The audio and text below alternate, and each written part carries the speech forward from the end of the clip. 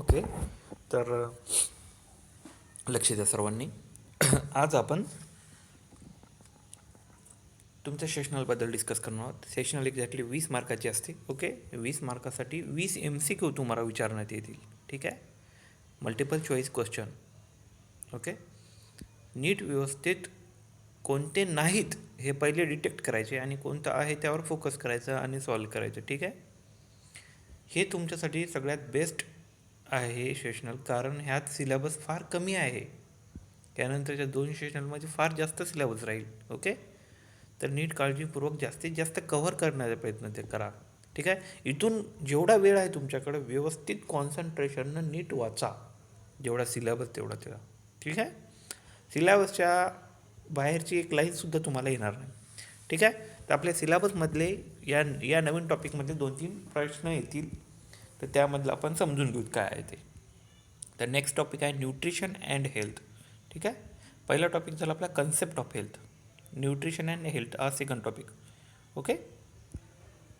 So nutrition म्हणजे काय असते? न्यूट्रिशन म्हणजे न्यूट्रियंट्स जे की आपल्या शरीराला रोज लागतात. ते कशाद्वारे भेटतात? In form of food. ठीक आहे. जसं एखादी गाडी व्हेकल चालण्यासाठी डिझेल किंवा पेट्रोल लागते, त्याचप्रमाणे आपल्या शरीर रन होण्यासाठी, प्रोसेसेस रन होण्यासाठी, शरीरात अंतर्गतल्या बाह्य रचना सर्व गोष्टी व्यवस्थित सुरळीत चालण्यासाठी आपल्याला ॲज अ फ्यूल काय लागते? न्यूट्रिशन लागते. आणि आपण कशाच्या माध्यमातून कंझ्युम करतो? With the help of in the form of food. फूडच्या माध्यमातून ते आपण शरीरात घेतो. जसं शरीरामध्ये घेतल्यानंतर त्याचं डिसइंटिग्रेट होतं. डिसइंटिग्रेट होऊन त्या फूडला वेगवेगळ्या प्रोसेसेसमधून जावं लागतं आणि ते डिवाईड होतं. ठीक आहे. According to their chemical nature. त्यानुसार आपण फूडचे वेगवेगळे प्रकार पाडलेत. तर काय काय पार्ट आहे ते 2-3 स्लाईडमध्ये आपण समजून घेऊ. ओके. ठीक आहे. सो आजच्या टॉपिकचा कंटेंट आहे, आउटलाईन आहे, define nutrients, classified nutrients, source of different nutrient, role of that nutrient, function of nutrient, deficiency and disorder from that nutrient, and prevention of the deficiency disorder of that nutrient. Okay. हे एवढे study करायचे आहेत आपल्याला. ठीक आहे. तर आता बघा डेफिनेशन आहेत. ॲज इट इज जशाच तसं डेफिनेशन व्यवस्थित लिहून घ्या. ठीक आहे. तुम्हाला बाकी कुठं मिळणार नाहीत बुकमध्ये. न्यूट्रियंट्स आर द ऑर्गॅनिक और inorganic substances present or contained in a food which is required or necessary for growth and maintenance of the function of the body. Okay. Nutrients म्हणजे असे काही सबस्टन्स असतात, ते बी ऑर्गॅनिक असू शकतात, inorganic असू शकतात. ते फूडमध्ये प्रेझेंट असतात किंवा कंटेंट असतो फूडचा, तो कशासाठी गरजेचा आहे आपल्याला? For the growth and maintenance and function of the body. Example protein, vitamins, carbohydrates. ठीक आहे. एवढ्या गोष्टी. सो आता हे झालं न्यूट्रियन्स. आता न्यूट्रिशन म्हणजे काय? Nutrition is a process. Nutrition हे प्रोसेस आहे. ठीक आहे. Nutrition is a science of food and its relationship with health. Nutrients ही एक गोष्ट आहे. न्यूट्रिशन म्हणजे एक प्रोसेस आहे पूर्ण. ती प्रोसेस कशासाठी आहे? Nutrition is a science of food and its relationship with the health. Nutrition एका दिवशी नाही भेटलं तर हरकत नाही, पण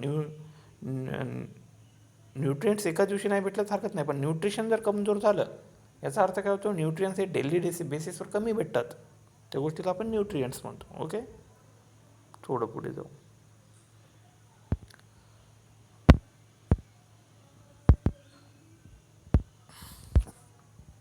आता definition of food. Food is any substance which may taken into body can be utilized to provide the energy to maintain and compensate wear and tear of the tissues and regulate the body process.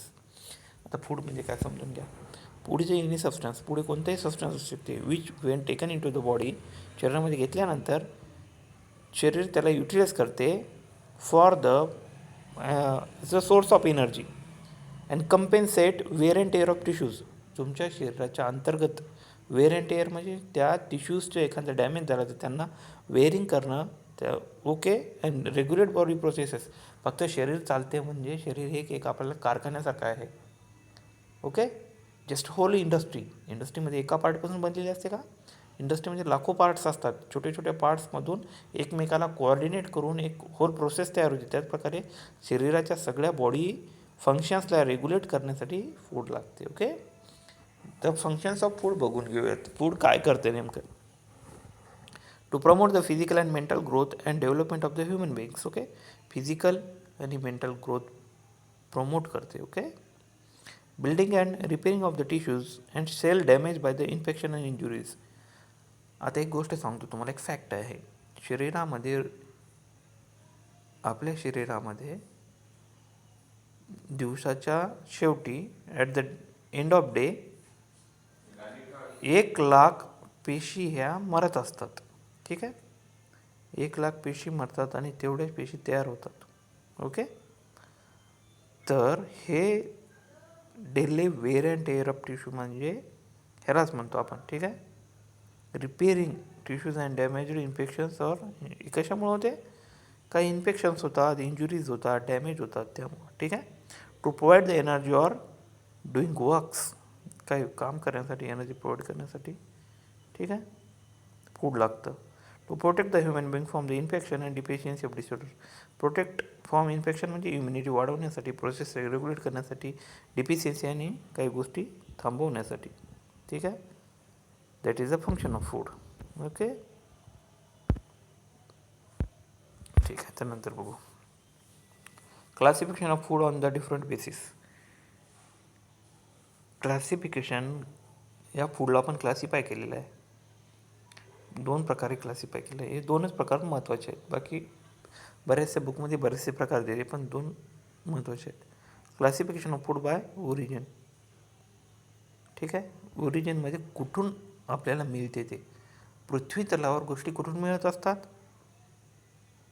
Okay, कुठून मिळतात, एक तर प्लॅन्टपासून किंवा ॲनिमलपासून, सॉईलपासून.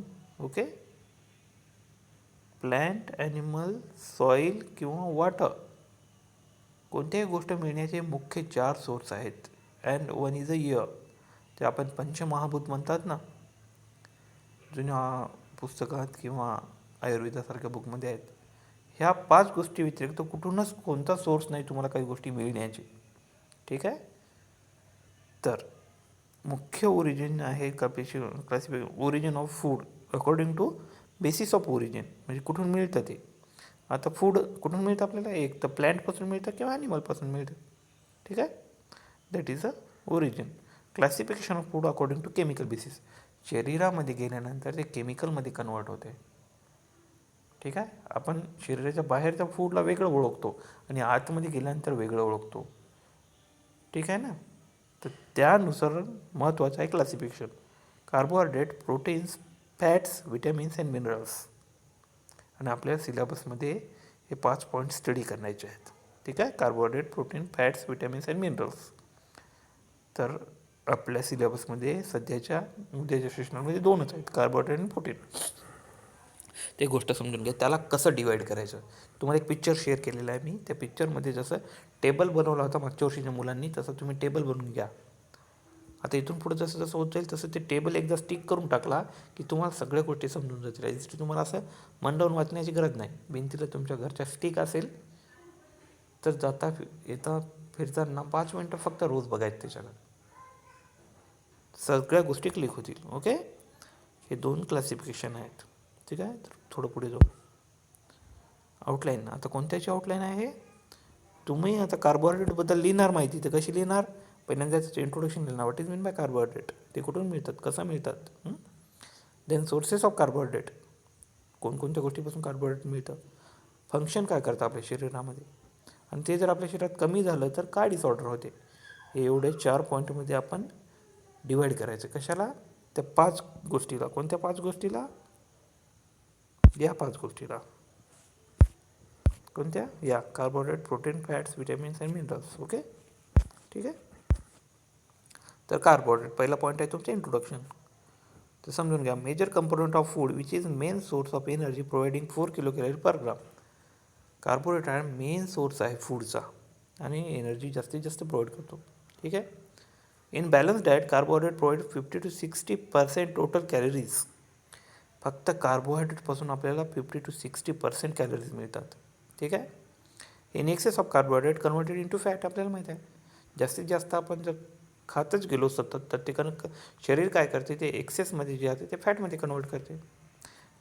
आणि carbohydrate consist of, त्याच्या नावावरून समजते आपण, कार्बन, हायड्रोजन अँड ऑक्सिजन, 3 गोष्टीपासून बनलेला आहे. हा झाला इंट्रोडक्टरी पार्ट. त्यानंतरचा पार्ट बघूया. सोर्स. वीट, गहू. जास्तीत जास्त आपल्या अन्नामध्ये काय असते? गहू, राईस, मेज, किरस, रूट, ट्यूबर्स. ओके. त्यानंतर white sugar, honey, glucose. Ingestible contributes of dietary fibres. या सगळ्या गोष्टीपासून आपल्याला काय मिळतो?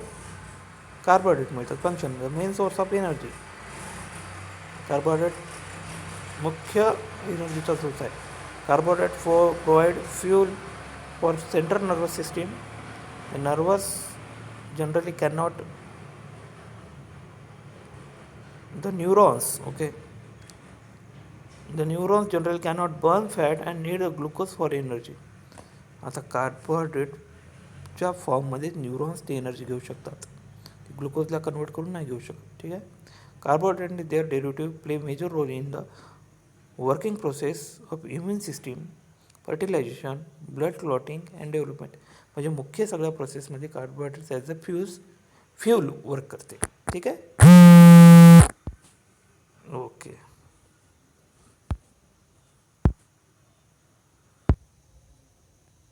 ओके. देन फंक्शन्स नंतर आपण बघूया द डिफिशियन्सी और डिसीजेस. आता कार्बोहायड्रेट शरीरामध्ये कमतरता सतत कार्बोहायड्रेटच्या शरीरामध्ये आल्यावर काय होते ते बघूयात. Dietary carbohydrate is a insufficient form. Glucose synthesis depends on the breakdown. Okay.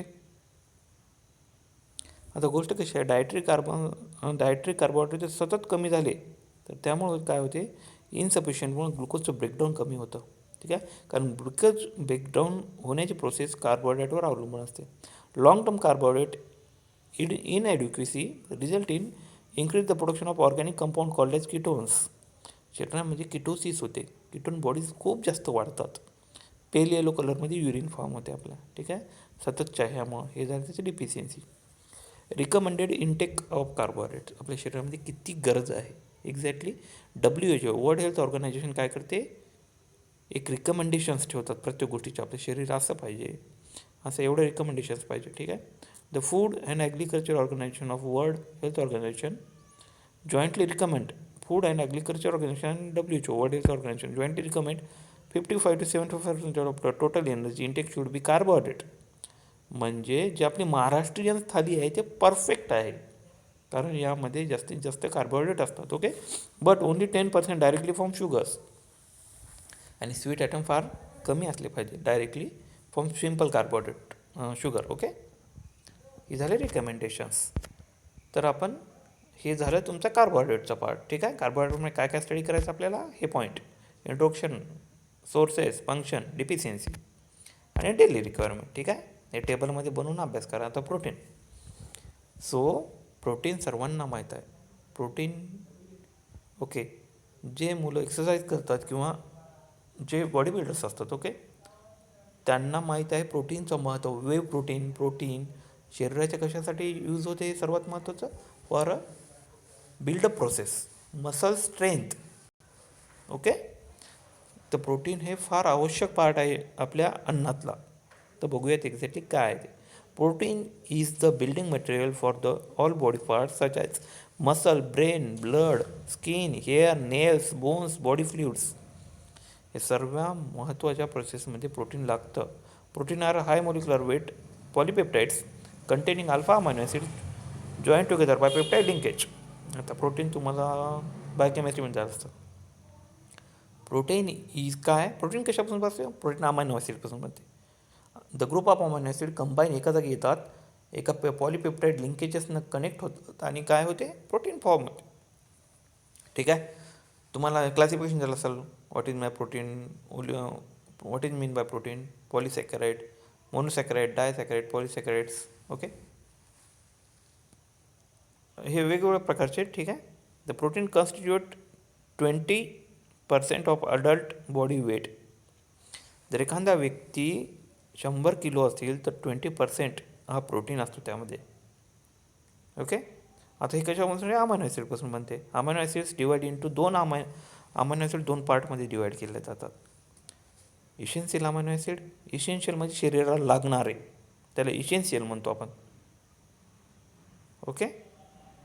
Not synthesise in a body, ते शरीरामध्ये ॲटोमॅटिक तयार नाही होत. ठीक आहे. ते आपल्याला कशापासून मिळतात? फूडपासून मिळतात. ते मग आपल्या शरीरामध्ये तयार होत नाही, याचा अर्थ फूड जर कमी जास्त झाला तर ते पण कमी जास्त होणार. त्याच्यामुळं हे शरीर, त्याला म्हणतो आपण इसेन्शियल म्हणजे लागणारे, आणि नॉन इसेन्शियल म्हणजे न लागणारे, ते शरीरामध्ये ॲटोमॅटिकली तयार होतात आणि शरीराची फुलफिल करतात ते. ठीक आहे. तर इसेन्शियल अमायनो ॲसिड हे वेगवेगळे 9 प्रकारचे असतात. हे लक्षातच ठेवायचं. याची एक थीम बनवायची. ओके. तुमचा लक्षात राहील अशी थीम बनवायला लक्षात राहील. Leucine, isoleucine, lysine, methionine, threonine, valine, tryptophan, phenyl alanine and histidine. Okay. हे झाले. हे विचारू शकतात कुठेही तुम्हाला. Okay. That is the essential amino acid. शरीरामध्ये तयार नाही हो, ते आपण अन्नामधून घेतो, त्यामुळे आपण त्याला इसेन्शियल म्हणतो. ओके. त्यानंतर सोर्स. आता सर्वांना माहीत आहे, लहान मुलांपासून सोर्सेस ऑफ प्रोटीन. प्रोटीन कशापासून मिळतं? Milk, maximum protein milk, egg, meat, cheese, fish, poultry and butter या गोष्टीपासून मिळतं. प्लांट सोर्सेस कोणते आहे? तर पल्सेस, क्रिझल्स, बीन्स, नट्स, ऑइल सीड्स या गोष्टीपासून आपल्याला मिळतं. ओके. त्यानंतर function of protein. Growth and development of body. Okay. शरीराची ग्रोथ आणि डेव्हलपमेंट करण्यासाठी maintenance and repair of the replacement and damage tissues. Okay. Part of metabolic and digestive enzyme and hormones. जे metabolic process त्यामध्ये होतात. Metabolic म्हणजे buildup process, ॲनाबॉलिक म्हणजे anabolic म्हणजे buildup process, metabolic म्हणजे the destruction process. Okay. Digestive enzymes ह्या सगळ्या गोष्टीसाठी प्रोटीन लागतं आपल्याला. Maintenance of osmotic pressure. Okay. Protein are essential for immunity, शरीरातली प्रतिकारशक्ती. Protein can also supply energy 4 kilo calorie per gram. एवढी एनर्जी प्रोटीन सप्लाय करते. डिफिशियन्सी काय होते? त्या 2 गोष्टी होतात मुख्य. एक कॉशिकर आणि मेरेस्मस. तो मुलगा दिलेला बघा. त्यामध्ये कसं आहे, तो जो बाळ दिला आहे त्याचं शरीर किंवा पोटाचा भाग हा कुपोषित आहे, म्हणजे फक्त तो फुगला आहे, त्याला एडेमा असं म्हणतो आपण. त्याचं ठीक आहे मेंटल चेंजेस होतात. त्याचे जेवण फार जास्त नसतं, पुअर ॲपिटाईट असतो. आफ्रिकन कंट्रीजमध्ये मॅक्सिमम असे आहेत. आपल्याही देशामध्ये असे बरेचसे लोक आहेत की ते फक्त एक वेळचं खाऊन हे होतात. जेव्हा सततचं प्रोटीन कमी भेटते त्यामुळे असा क्वॉशिकारा डिसीज होतो. ठीक आहे. त्याचे सिम्पटम्स काय? Oedema, mental changes, poor appetite, depigmentation on skin. ठीक आहे. हेअर अँड ग्रोथ रिटार्डेशन या सगळ्या गोष्टी होतात. दुसरी गोष्ट आहे मेरेस्मस. ह्यामध्ये मुलगा सुदृढ दिसतो क्वॉशिकरमध्ये, पण तो नसतो. मेरेस्मसमध्ये ॲक्च्युली बघा हा कसा दिसतो.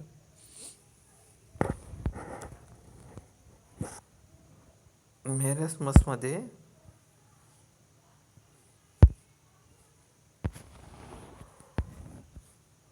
हा बघा, मुलगा एकदम हडकुळा असतो, एकदम व्यवस्थित नसतं बाळ, त्याला आपण मेरेस्मस म्हणतो.